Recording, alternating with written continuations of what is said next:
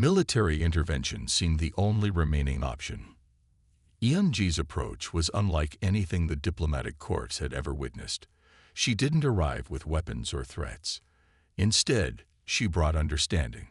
Her presentation broke down the conflict not as a military problem, but as a complex social misunderstanding. Juno watched from an observation deck, his heart racing with a mixture of hope and uncertainty. He had guided her, but the final steps were hers alone. The transformation from a warrior of destruction to a bridge of understanding was complete. Her communication strategy was brilliant. She didn't minimize the pain of either civilization. Instead, she highlighted their similarities: shared cultural practices, similar economic challenges, mutual technological developments that had gone unrecognized. Where previous negotiations had focused on differences, she focused on connections. The representatives from both planetary systems were confused. They had expected a military intervention, a show of force. Instead, they received a nuanced analysis that exposed the complex web of misunderstandings that had driven their conflict. For the first time, Eunji spoke about her own transformation. She shared her journey from a warrior who saw only conflict to someone who understood the power of communication.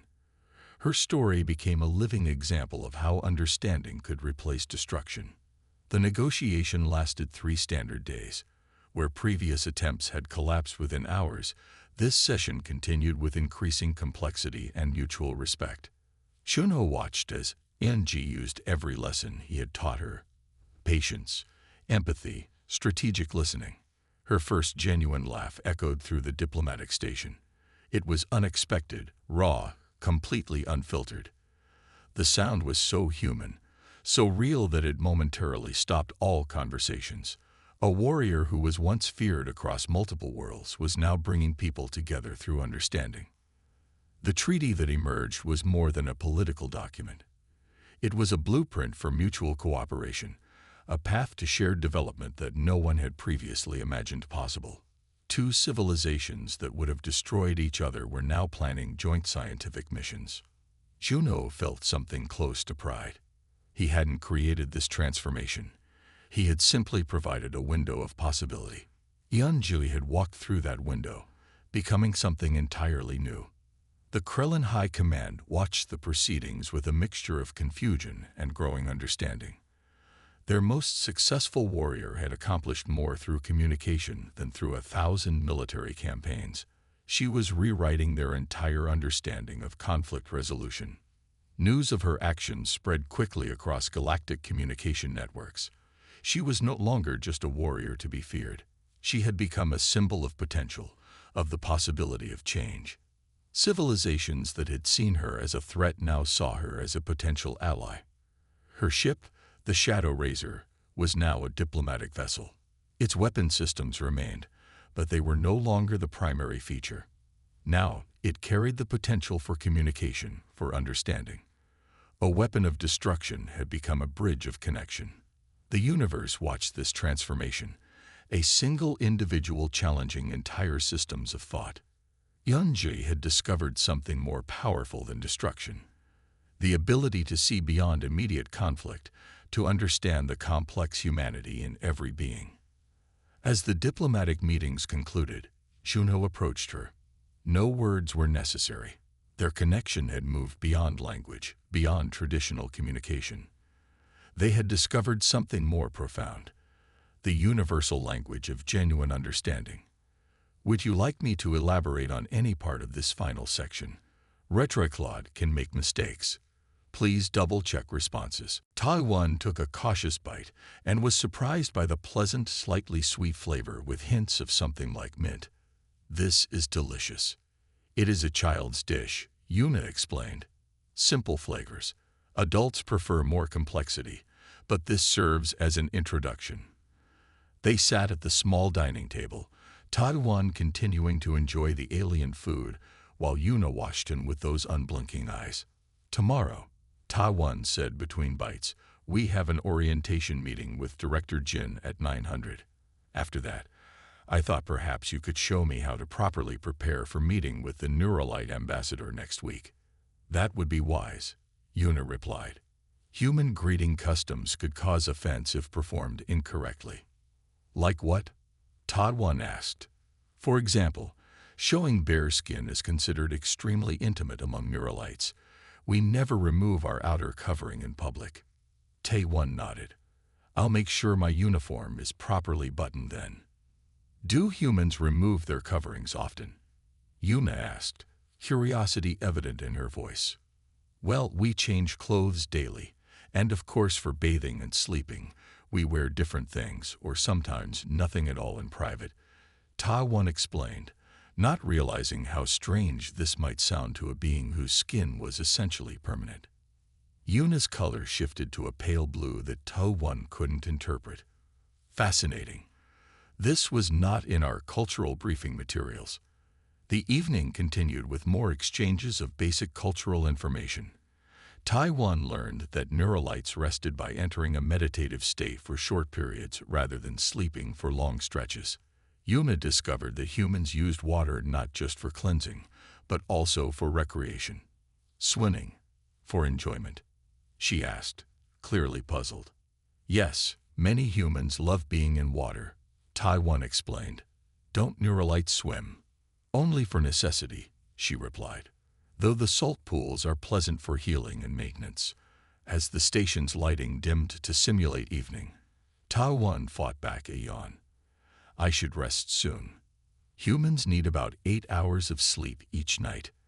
8 hours of unconsciousness. Yuna seemed shocked. How do you maintain awareness of your surroundings? We don't, Ta-1 said with a smile. That's why we have secure quarters. Yuna made another complex gesture with her hands. I will use this time to send my initial observations to the cultural office. Your sleeping period provides efficient time for my reports. As Ta-1 prepared for bed, he reflected on their first day together. Despite the initial misunderstanding about their roles, he felt optimistic about working with Yuna. There would be challenges ahead, but also discoveries that could benefit both species. What he couldn't possibly know was how one simple, everyday human habit would soon lead to the biggest breakthrough in human Neuralite relations since first contact. Literally 3 weeks passed since Yuna arrived at Harmony Station. Life with a Neuralite roommate had brought daily surprises for Ta-1. He learned that Yuna needed to stand in her salt pool for exactly 17 minutes each afternoon, her 4 feet submerged while her skin absorbed minerals. She learned that humans became irritable without coffee, a concept she found both amusing and primitive. This morning was especially busy. The quarterly diplomatic summit between humans and Neuralites would begin in just 2 hours, and Ta-1 had overslept after staying up late preparing his presentation. Officer Park, your alarm has sounded 3 times. Yuna called through his bedroom door. The meeting preparations require your attention. Ta-1 jumped out of bed, his usually neat black hair sticking up in all directions. I'll be right out. Can you check if my formal uniform is ready? It is pressed and waiting in the common area, Yuna replied. I will prepare your morning caffeine ritual while you clean yourself. Ta-1 smiled despite his rush. Yuna always referred to his shower as the cleaning ritual and his coffee as the caffeine ritual. Her formal way of speaking was gradually becoming endearing rather than strange. He hurried into the bathroom, turned on the shower, and stepped under the hot water. The steam helped clear his mind as he mentally reviewed his presentation points. This would be his first time addressing the full Neuralite delegation, and he wanted to make a good impression.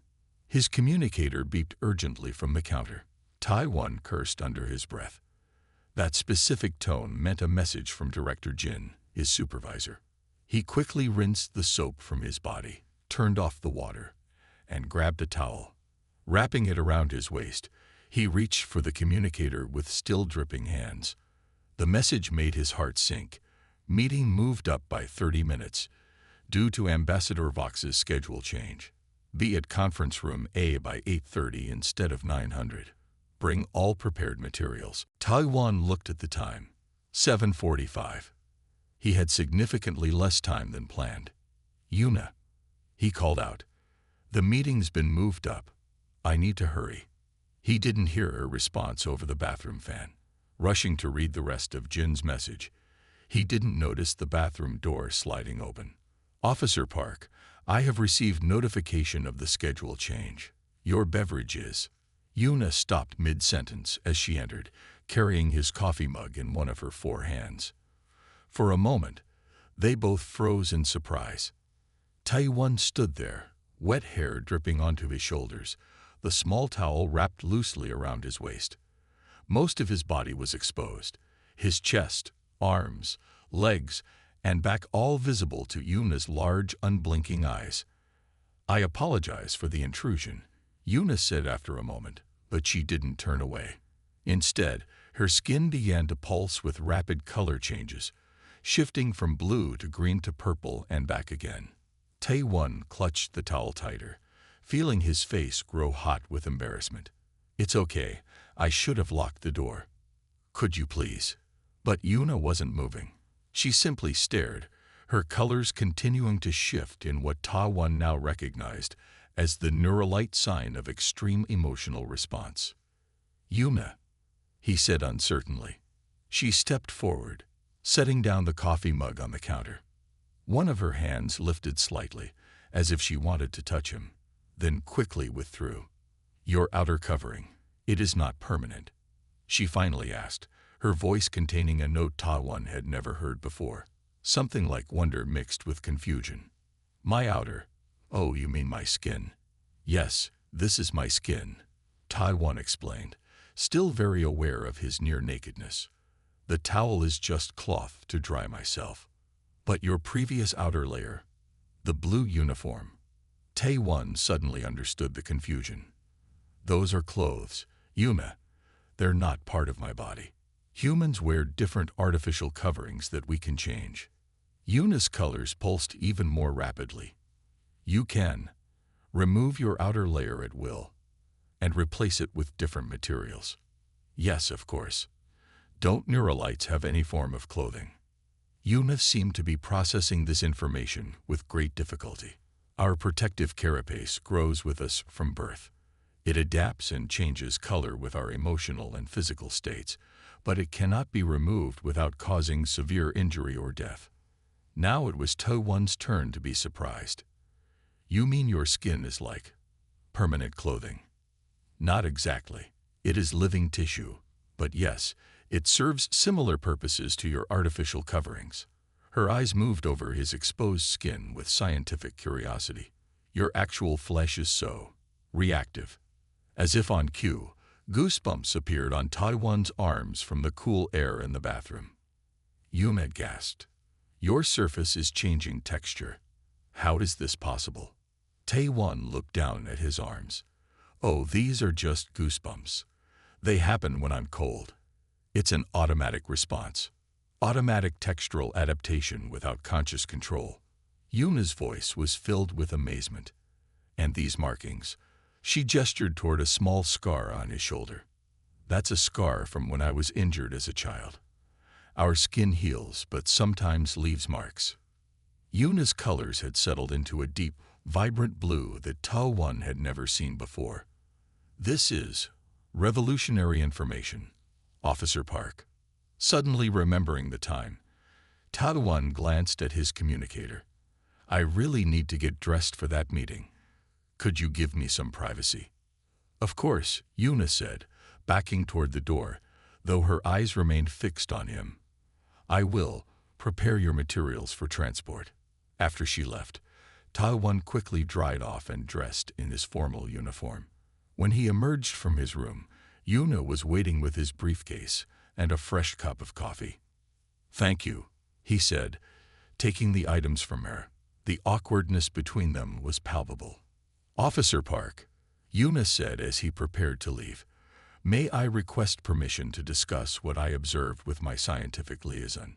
The biological differences I witnessed have significant implications for our understanding of human physiology."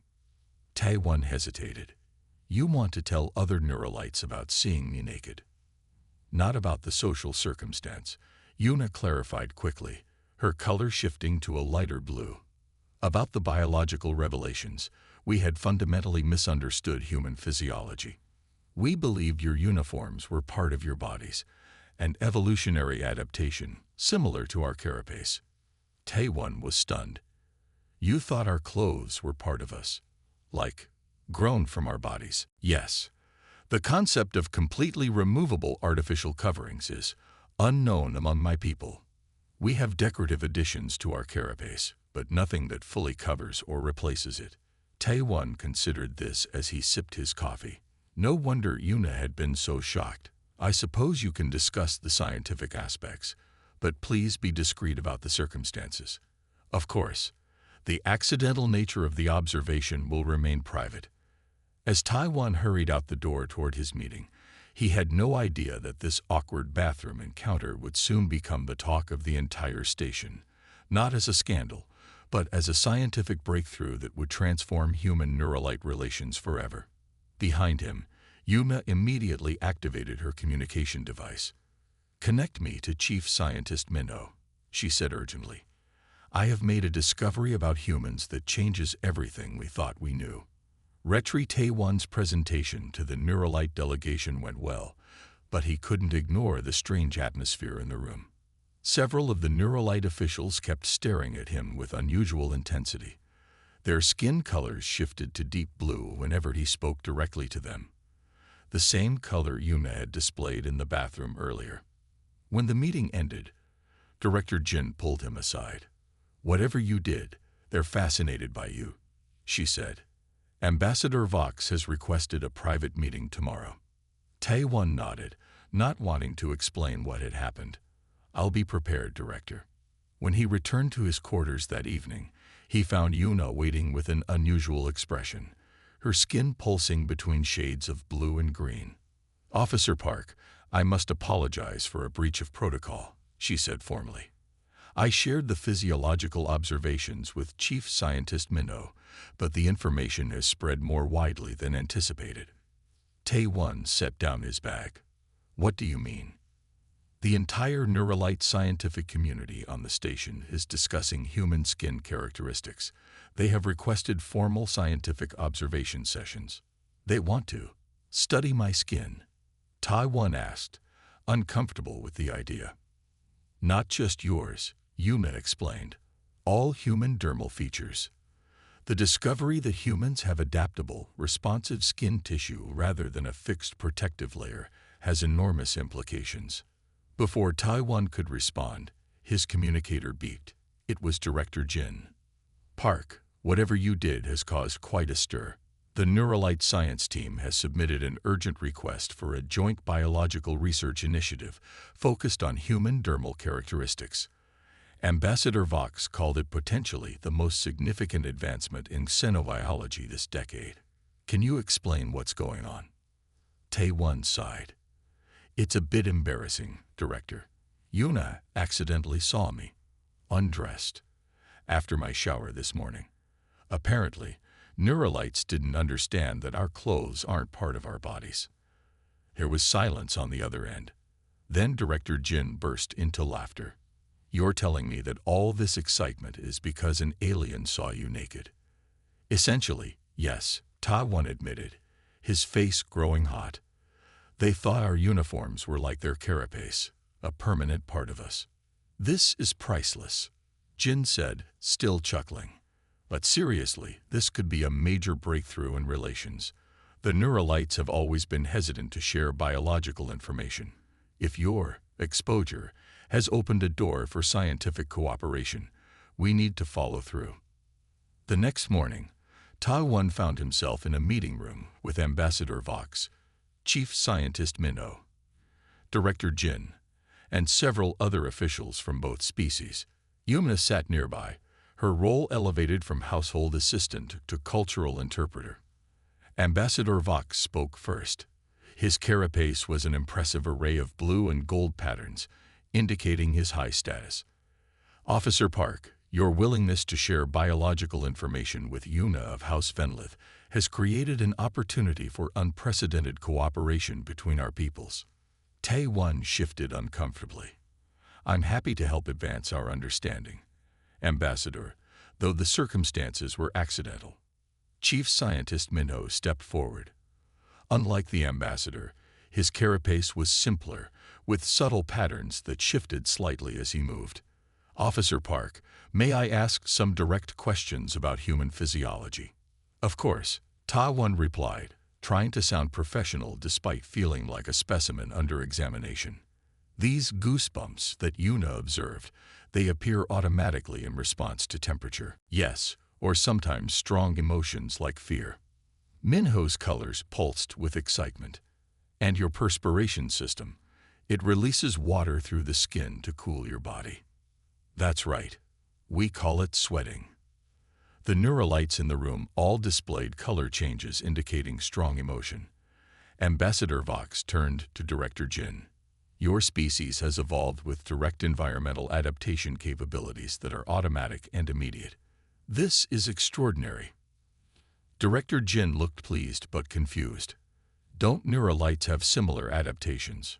"No," Minho explained. "Our carapace protects us, but it changes slowly.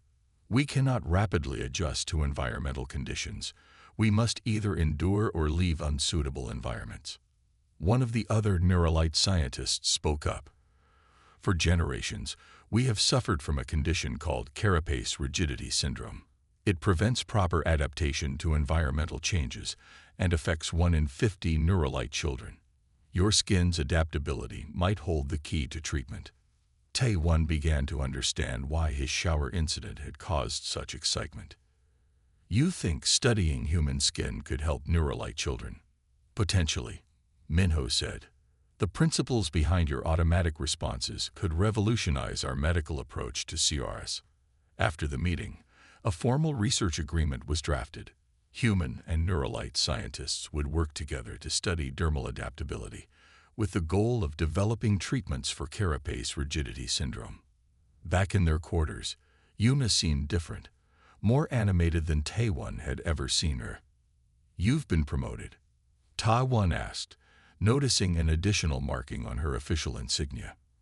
"Yes," she said, her colors bright with pride. "I am now classified as a senior cultural discovery specialist. My accidental observation has been deemed the most significant xenobiological discovery of the past 5 years."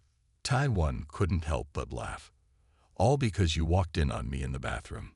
It illustrates an important principle in scientific discovery," Yuna said seriously. "Major breakthroughs often occur through unexpected observations rather than planned experimentation." Over the following days, Harmony Station buzzed with activity. A special research team arrived from Earth, bringing equipment for detailed study of human skin characteristics. Several neuralite specialists also came aboard, setting up laboratories dedicated to comparing human and neuralite biological responses. Tai-One found himself invited to countless meetings and briefings. At one particularly memorable session, he watched in amazement as human scientists demonstrated goosebumps, sweating, and blushing to an audience of captivated neuralites.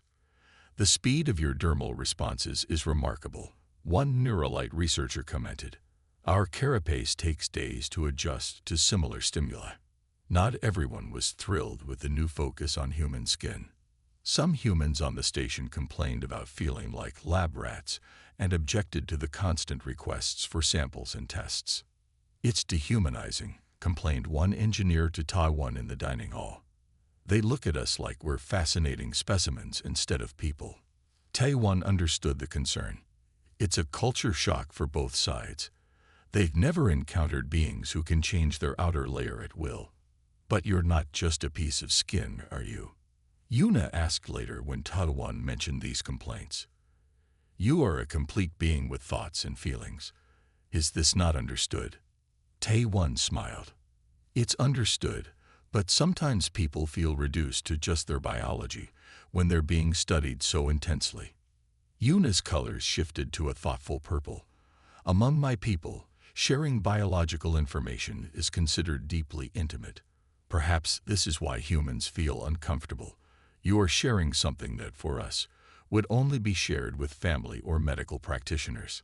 This perspective helped Tai-One develop new guidelines for the research initiative, ensuring that human participants felt respected rather than objectified. By the end of the month, preliminary research results were promising. The Neuralite team had identified several mechanisms in human skin that might be adapted to help children with carapace rigidity syndrome. Your small bathroom incident may end up saving thousands of Neuralite lives, Director Jin told Taiwan during their weekly review. I never imagined being seen naked would lead to diplomatic success, Taiwan admitted. Diplomacy works in mysterious ways, Jin replied with a smile. Sometimes the most human moments create the strongest bonds between species. That evening, as Taiwan and Yuna shared a meal in their quarters, him eating earth food, her consuming Neuralite nutrients, he realized how much their relationship had changed. What began as an awkward cultural exchange had become a genuine partnership, all because of an embarrassing moment that revealed just how different, and yet how similar, their species really were. Retry 2 months after the bathroom incident, Harmony Station had transformed. What was once a simple diplomatic outpost now buzzed with scientific activity. The East Wing had been converted into research laboratories, where human and Neuralite scientists worked side by side, studying skin samples and running tests on voluntary human participants. Tae-won sat in Director Jin's office, reviewing the latest progress report. The director looked pleased as she scrolled through the data on her tablet. The ambassador is calling it the Dermal Diplomacy Initiative, she said, unable to hide her smile. Your naked mishap has become the cornerstone of our scientific cooperation. Tae-won winced. I wish everyone would stop referring to it that way. History rarely remembers our dignified moments, Jin replied. But results speak for themselves. Look at these numbers. She turned the tablet to show him. Over 50 Neuralite scientists had come to the station in the past month. Research funding had increased tenfold. Most importantly, early tests for treating carapace rigidity syndrome were showing promise. Chief Scientist Minho wants you to attend the first clinical trial next week, Jin said. They're using a synthetic protein inspired by human sweat glands to treat a young Neuralite with severe CRS. Me? Why? Ta-won asked, surprised. You're the face of this initiative, whether you like it or not. The Neuralites see you as the bridge between our species. As Ta-won left the office, he noticed a group of humans gathered in the common area, looking unhappy. He recognized several of them from the engineering department. Park, just the man we wanted to see, called out Jun, a tall engineer with a perpetual frown. We need to talk about these research requests. Tae-won stopped. What's the problem? Jun handed him a tablet. Look at this. They want skin samples from 30 more human volunteers. They're asking for sweat collection during exercise. Some scientists even requested to observe humans bathing. That last request was denied immediately, Tae-won said, scanning the document. But it was made in the first place, Jun exclaimed. We're not lab specimens. We're engineers, diplomats, maintenance workers. We didn't sign up to be studied like animals in a zoo. Other humans nodded in agreement. Tae-won could see their frustration was genuine. I understand your concerns, he said carefully. I'll speak with the research team about respecting personal boundaries.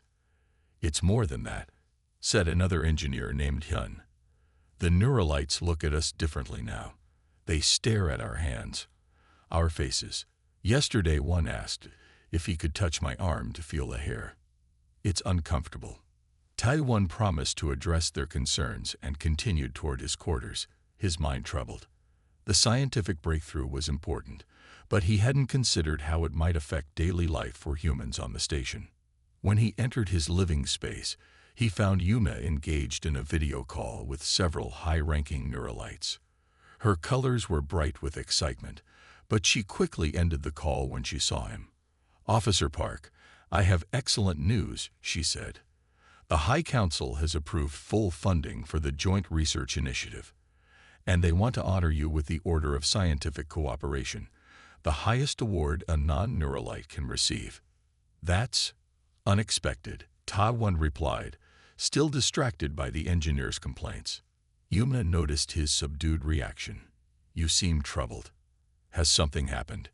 Tae-won explained the concerns of the human crew members. Yuna listened carefully, her colors shifting to a thoughtful blue. "I see," she said when he finished. "We have been insensitive.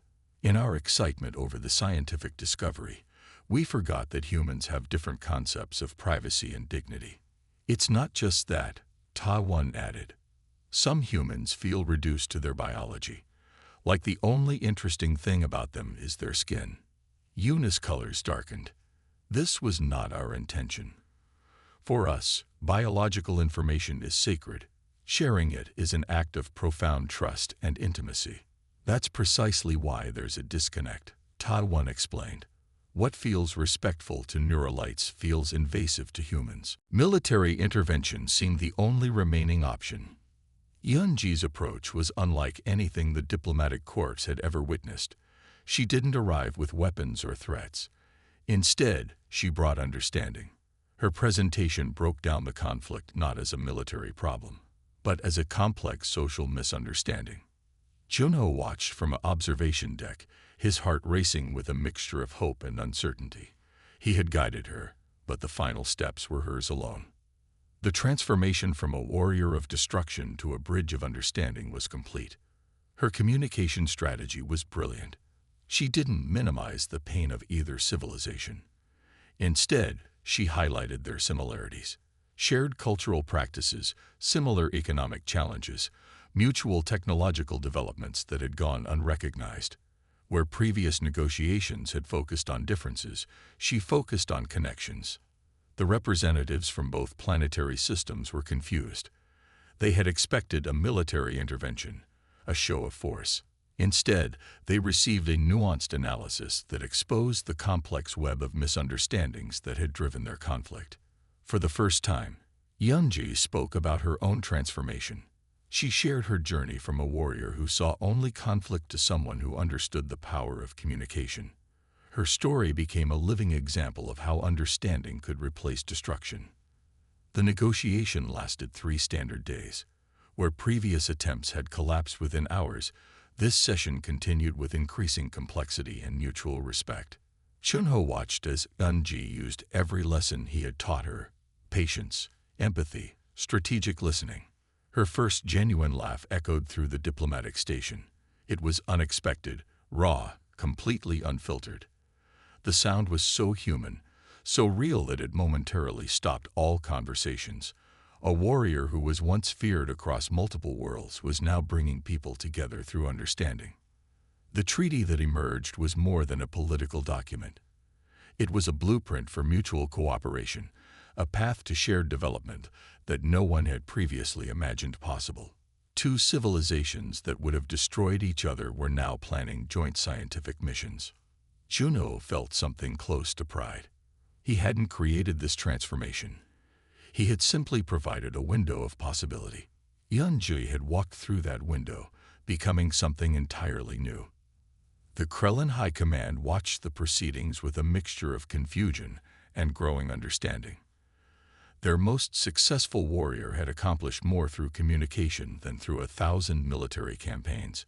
She was rewriting their entire understanding of conflict resolution. News of her actions spread quickly across galactic communication networks. She was no longer just a warrior to be feared.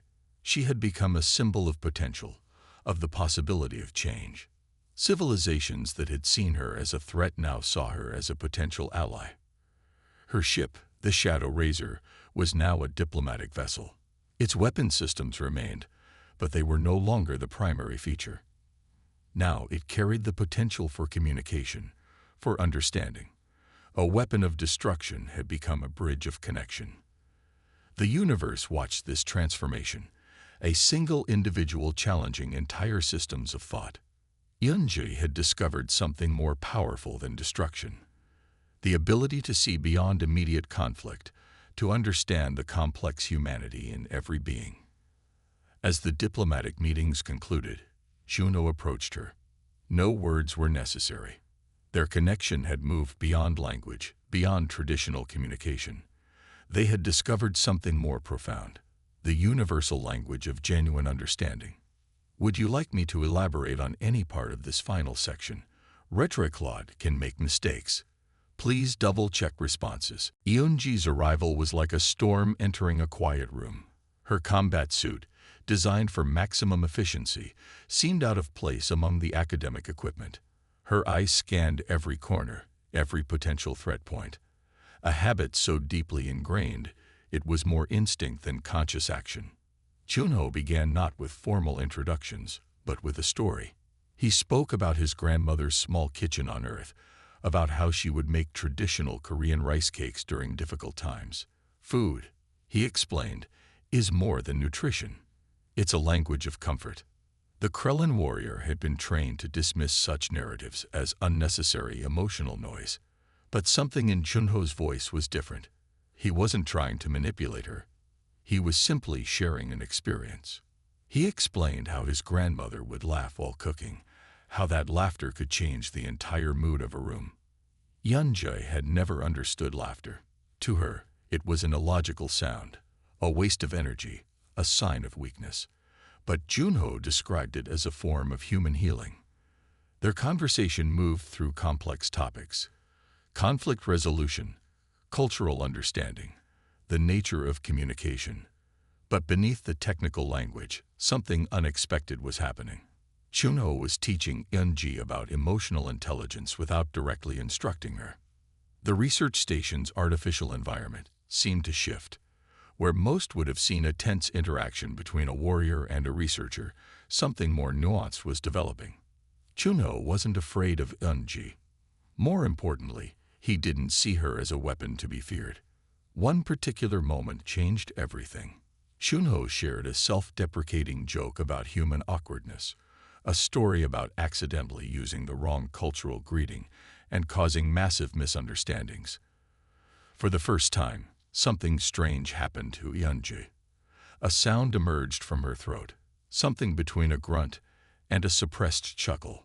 The Krellin communication systems in her neural implant struggled to process this unexpected emotional response.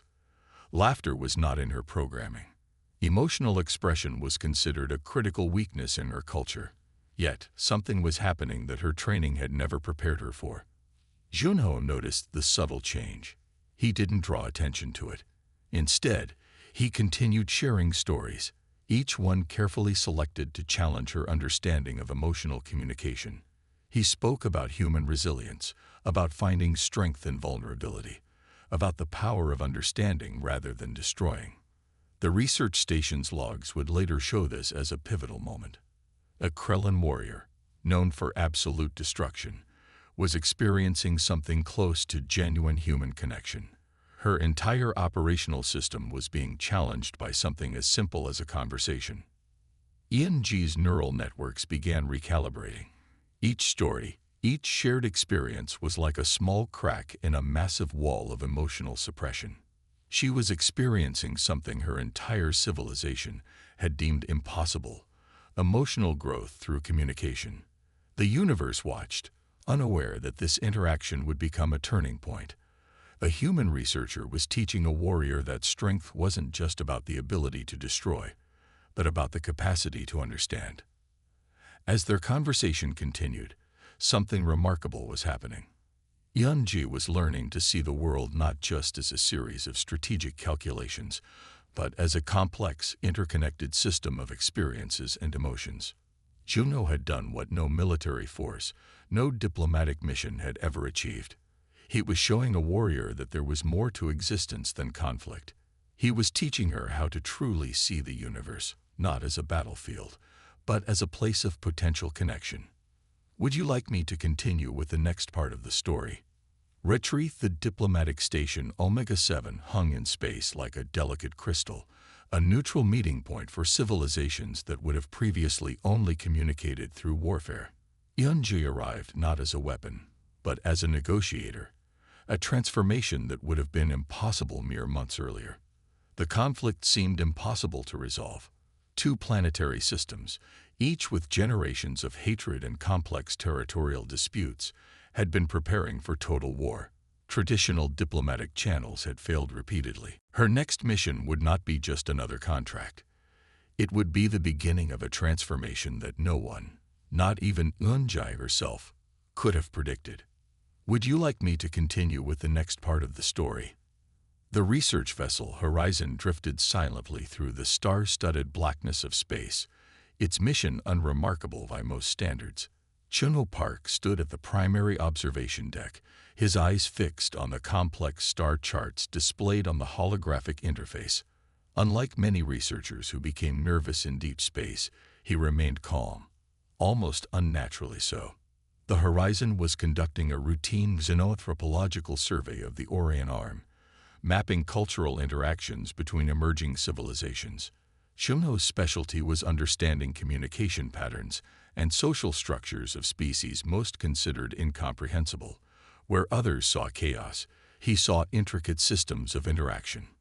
His current research focused on conflict resolution among species with seemingly impossible differences. Most of his colleagues thought his work was academic nonsense, a theoretical exercise with no practical application.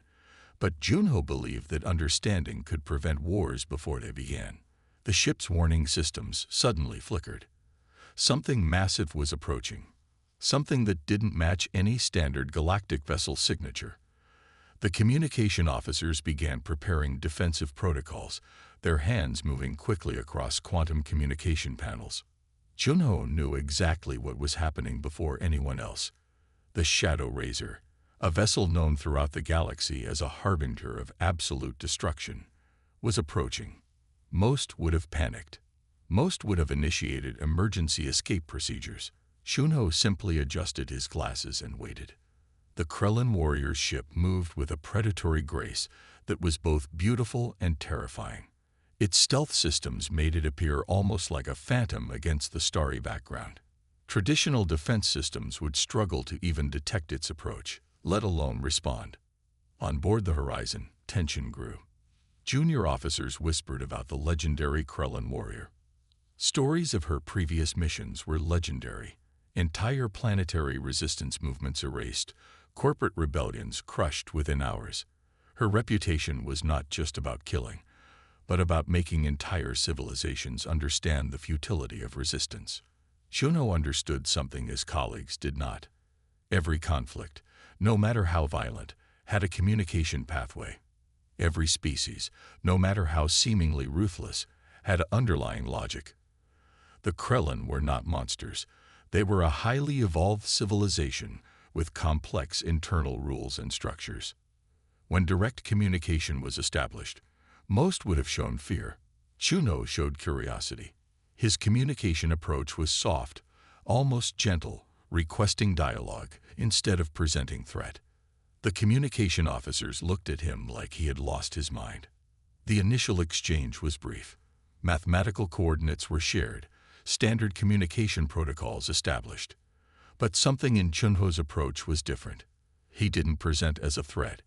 He presented as a student, someone wanting to understand rather than defend. The Krellin warrior on the other end, Yunji, would have typically terminated such a communication immediately. Unnecessary dialogue was a weakness in her operational protocols. But something in Chunho's communication patterns was unusual. He spoke about cultural exchange, about the beauty of understanding different perspectives. His language was technical yet philosophical, precise yet open. He shared complicated ideas as if they were simple observations, breaking down complex concepts into easily digestible pieces. Chunho's research had prepared him for this moment. He knew that true communication wasn't about winning, but about creating a bridge of understanding. The Krellin valued efficiency, logic, and clear communication. He would speak their language, but with a human touch. As the communication continued, something unexpected began happening. Yunji, who had never shown interest in anything beyond mission parameters, found herself listening. Not just hearing, but genuinely processing the information being shared. The universe watched, unaware that this simple communication would become the first crack in a massive wall of misunderstanding. A human researcher and a Krellin warrior, two beings from completely different worlds, were about to change everything. Would you like me to continue with the next part of the story? Retrieve, the space station orbiting the neutral zone, became an unexpected meeting point for two beings who should never have understood each other. Chunho invited Eunji to a simple research area, a room filled with holographic displays and communication interfaces that seemed almost too peaceful for someone of her reputation.